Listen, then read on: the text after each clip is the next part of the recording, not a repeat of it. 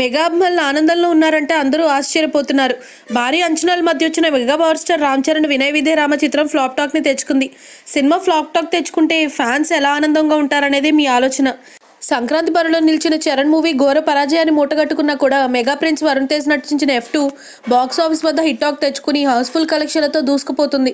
దీనిలో మెగా హీరోకు మాత్రమే కాదు, మెగా అభిమానులకి కాస్త ఊపిరి పీల్చినట్టు చేసింది F2. సంక్రాంతి బరిలో వచ్చిన చివరి చిత్రం F2. అనిల్ రావుపూర్ డైరెక్షన్ లో వెంకీ వరుణ్ తేజ్ హీరోలుగా దిల్ రాజు నిర్మించిన ఈ చిత్రం ప్రేక్షకుల ముందుకొచ్చి హిట్ టాక్ సొంతం చేసుకుంది. సంక్రాంతి బరిలో ముందు నుంచి అతి తక్కువ అంచనాలు ఈ చిత్రానికే ఉన్నాయి.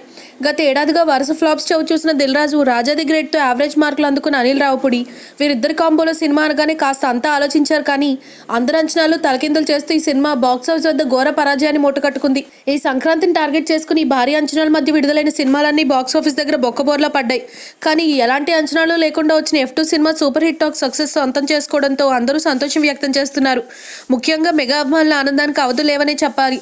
ఇక సంక్రాంతి పండుగకు వచ్చిన సినిమా వినయ విధేయ రామ. అందున రంగస్థలం వంటి బ్లాక్ బస్టర్ తర్వాత వస్తున్న సినిమా కావడంతో ఫ్యాన్స్, సినీ జనాలు ఈ సినిమా రికార్డులు ఊడ్చి పడేస్తుందని అనుకున్నారు.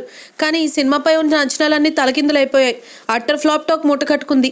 గ్రాఫిక్ సీన్స్ పై మాత్రం చెడుగుడు ఆడుకుంటున్నారు నెటిజన్లు. ఇక వరుణ్ తేజ్ నటించిన ఈ సినిమా హిట్ టాక్ రావడంతో అమ్మాయి అనుకుంటున్నారు. ఈ సినిమా విజయంతో వరుణ్ తేజ్ అయితే ఊపిరి పీల్చుకున్నాడు.